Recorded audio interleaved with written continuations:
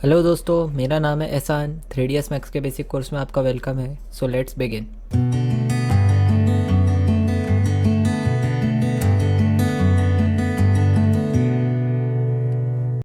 तो last video में हमने एल एक्सट्रूड और सी एक्सट्रूड को देखा था, जो कि एक्सटेंडेड प्रिमिटिव्स में आते हैं। आज हमको एक्सटेंडेड प्रिमिटिव्स के कुछ बचे हुए ऑप्शंस को कंप्लीट करना है, जैसे कि जेनजॉन है, रिंग वेव है और प्रिज्म है। ओके, तो एक्सटेंडेड प्रिमिटिव्स में जाने के लिए मैं यहाँ से पैनल को ओपन करता हूँ, एक्सटेंडेड प्रिमिटिव्स में जाता हूँ और यहाँ से मैंने जेनजॉन ऑप्शन को क्लिक किया और मैं ये जेनजॉन ऑब्जेक्ट को ड्रॉ कर लेता हूँ। ओके, तो मेरा ये 3 क्लिक पे मेरा ऑब्जेक्ट ड्रॉ हो जाता है। अब मैं मॉडिफायर पैनल में जाता हूँ। अब आपको यहाँ पर कुछ एजेस देखने को मिल रहे होंगे, ये फिलेट के एजेस है। तो सबसे पहले मुझे यहाँ पर साइड्स का ऑप्शन मिलता है, तो मुझे जितनी साइड्स चाहिए मैं उतनी साइड्स यहाँ पर एडजस्ट कर सकता हूँ। सो फिलहाल हमारी साइड्स 5 है, मैं इसे 6 कर देता हूँ, तो अब ये 6 साइड का ऑब्जेक्ट हो गया। उसके बाद में इसके हर एज पर हमें ये फिलेट की 2 लाइंस मिलेंगी, तो हमें हमारा जो एज है वो कितना कर्वी चाहिए, राउंडेड चाहिए, उसके हम फिलेट की वैल्यू डालकर उस एज को राउंडेड कर सकते हैं।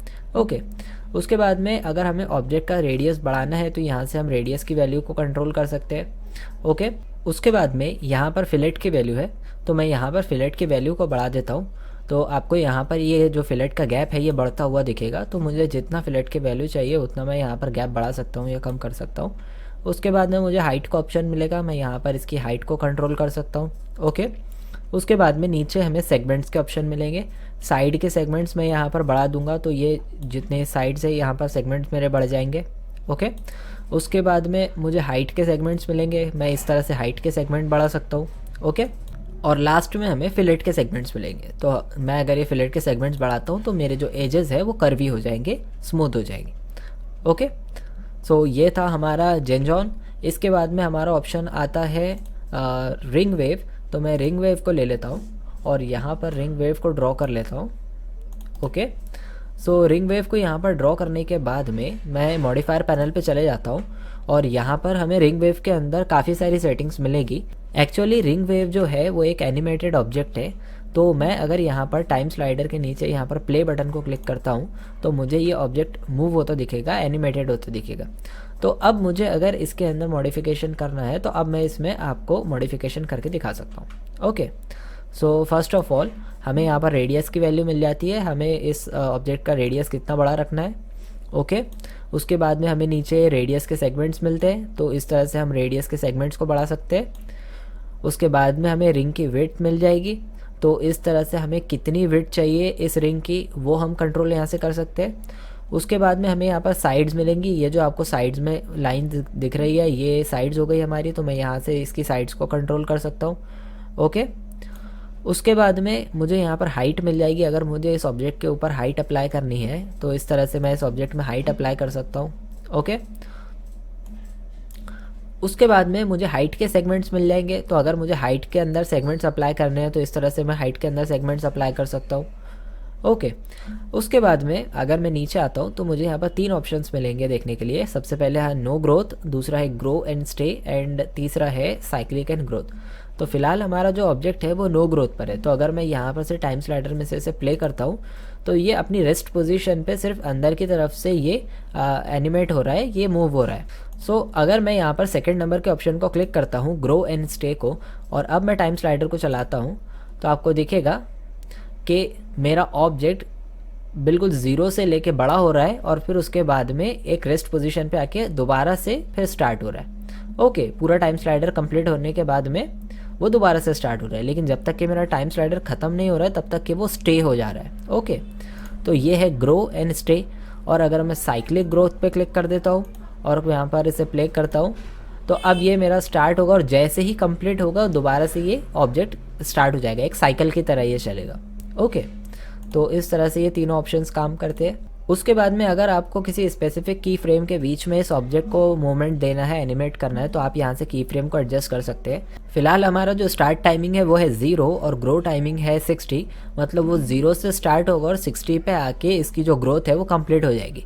और हमारा टाइम स्लाइडर फिलहाल 100 की फ्रेम्स का है, तो अगर मैं यहाँ से इसका टाइम स्टार्ट टाइम 20 कर देता हूँ और इसका ग्रोथ टाइम मैं 70 कर देता हूँ, तो अब आपको दिखेगा कि अब मैं अगर प्ले करता हूँ इसे तो अब ये 20 फ्रेम तक के आए तक के ये स्टार्ट नहीं होगा। ओके, 20 फ्रेम पे आने के बाद में ये स्टार्ट होगा। ओके, जब तक ये 20 फ्रेम पर नहीं आएगा तब तक ये स्टार्ट नहीं होगा। तो ये इस तरह से काम करता है। उसके बाद में आपको नीचे आउटर एज ब्रेकअप मिलता है। तो इसके लिए सबसे पहले ऑप्शन को मुझे ऑन करना पड़ेगा। मैंने ऑप्शन को ऑन कर दिया। उसके बाद में मुझे मेजर साइकिल्स मिलेगी, जो बड़ी वाली साइकिल्स है। तो फिलहाल 1 है, मैं यहाँ पर इसकी मेजर साइकिल्स को बढ़ा देता हूँ, 4-5 कर दिया। लेकिन यहाँ पर आपको कोई चेंज देखने को नहीं मिला। तो ये चेंज तब हमें समझ में आएगा जब हम नीचे की विड्थ फ्लक्स को बढ़ाएंगे। मैं विड्थ फ्लक्स की वैल्यू को यहाँ पर बढ़ाता हूँ। तो मैंने जैसे ही यहाँ पर विड्थ फ्लक्स की वैल्यू को बढ़ाया तो आपको दिखा कि ये 5 हिस्सों में यहाँ पर इसकी विड्थ फ्लक्स की जो आउटर वैल्यू है ये मूवमेंट में आ रही है। मैं यहाँ पर इसकी वैल्यू बढ़ा भी सकता हूँ। ओके, तो इस तरह से ये ऑब्जेक्ट को कुछ रिएक्ट करेगा। उसके बाद में अगर मैं इसे प्ले करूँ तो ये अब कुछ इस तरह से रिएक्ट कर रहा है। मेरा अंदर का जो ऑब्जेक्ट है वो ज़्यादा तेज़ी से मूवमेंट कर रहा है और बाहर का कम तेज़ी से। तो मैं अगर इसमें कुछ चेंज लाना चाहता हूँ, मैं यहाँ पर ये क्रॉल टाइम को 100 की जगह पर अगर कम कर दूँ तो यहाँ पर मुझे अब ज़्यादा इसमें मूवमेंट देखने को मिलेगा। ओके, तो अब इसमें जो ये मूवमेंट है ये तेज़ हो जाएगा। ओके, इसके बाद में माइनर साइकिल्स मुझे देखने को मिलेगी। ये वाली मेजर साइकिल्स हो गई और उसके बाद में अंदर माइनर साइकिल्स है। तो मैं यहाँ पर अगर माइनर साइकिल्स की वैल्यू बढ़ाता हूँ, यहाँ पर 6 किया और अब विड्थ फ्लक्स को बढ़ाता हूँ, तो अब आपको अंदर वाली जो माइनर साइकिल्स है उनमें यहाँ पर चेंज देखने को मिलेगा। मैं अगर यहाँ पे इनकी वैल्यूज़ थोड़ी बढ़ा देता हूँ तो अब इस तरह से ये ऑब्जेक्ट कुछ रिएक्ट करे। सेम चीज़ आप क्रॉल की यहाँ पर वैल्यू को अगर थोड़ी सी बढ़ा देते हैं तो अब ये ज़्यादा तेज़ी से मूव करेगा। ओके, अब ये इस तरह से कुछ रिएक्ट कर रहा है। मैं यहाँ पर क्रॉल की वैल्यू को थोड़ी बढ़ा देता हूँ। ओके, अब ये कुछ इस तरह से रिएक्ट कर रहा है। तो इस तरह से आप अपनी मर्ज़ी के हिसाब से इसमें मूवमेंट और चेंजेस कर सकते हैं। उसके बाद में आपको इनर एज ब्रेकअप मिलेगा। सेम चीज़ जो आपने आउटर एज ब्रेकअप में की है, अगर आपको अंदर की साइड में वही चेंज करनी है, वही चेंजेस करने हैं, तो आप यहाँ से इनर एज ब्रेकअप में वो चेंजेस कर सकते हैं। फिलहाल इसकी साइकिल्स 11 है, विड्थ फ्लक्स 25 है। मैं अगर साइकिल्स को यहाँ पर कम कर दूँ, 5 साइकिल्स कर दूँ और विड्थ फ्लक्स को यहाँ पर थोड़ा सा बढ़ा दूँ या कम कर दूँ तो ये अब कुछ ऐसे हो जाएगा ऑब्जेक्ट। और माइनर साइकिल्स मेरी 29 है। माइनर साइकिल्स को भी मैं यहाँ पर कम कर देता हूँ। माइनर साइकिल्स को मैं यहाँ पर 14 कर दिया और विड्थ फ्लक्स को मैंने यहाँ पर थोड़ा सा बढ़ा दिया। ओके, तो अब मैं अगर इसे प्ले करता हूँ तो अब ये ऑब्जेक्ट कुछ इस तरह से रिएक्ट कर रहा है। ओके, तो ये था रिंग वेव। उसके बाद में हमारा आता है नेक्स्ट ऑप्शन जो कि है प्रिज्म। तो मैंने ये प्रिज्म ऑप्शन को क्लिक कर लिया और यहाँ पर मैं सबसे पहले इसे कुछ इस तरह से ड्रॉ कर लेता हूँ।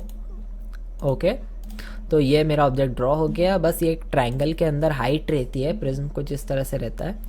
यहाँ पर हमें कुछ ऑप्शंस मिलते हैं, side 1 length, side 2 length, side 3 length.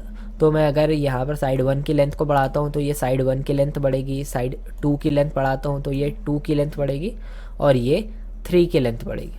Okay, उसके बाद में मुझे हाइट मिलती है। मुझे अगर इसकी हाइट बढ़ाना है या कम करना है तो मैं इस तरह से इसकी हाइट को कंट्रोल कर सकता हूँ। उसके बाद में मुझे तीनों साइड्स के सेगमेंट्स मिल जाते हैं। तो मैं कुछ इस तरह से तीनों साइड्स के अंदर सेगमेंट्स को बढ़ा सकता हूँ या कम कर सकता हूँ और ये हाइट के सेगमेंट्स हुए। प्रिज्म में इससे ज़्यादा कुछ और नहीं है। तो ये थे हमारे एक्सटेंडेड प्रिमिटिव्स के 3 ऑप्शंस, जेनजॉन, रिंग वेव और प्रिज्म। अब हमारा सिर्फ एक लास्ट ऑप्शन बचा है जो कि है होज। तो इसे हम नेक्स्ट वीडियो में कवर करेंगे। अगर आपको हमारा वीडियो पसंद आता है तो इसे लाइक कीजिए, शेयर कीजिए और इंटीरियर डिज़ाइन और 3D मॉडलिंग से रिलेटेड इसी तरह के वीडियोज़ के लिए चैनल को सब्सक्राइब करना ना भूलें। सी यू इन नेक्स्ट क्लास।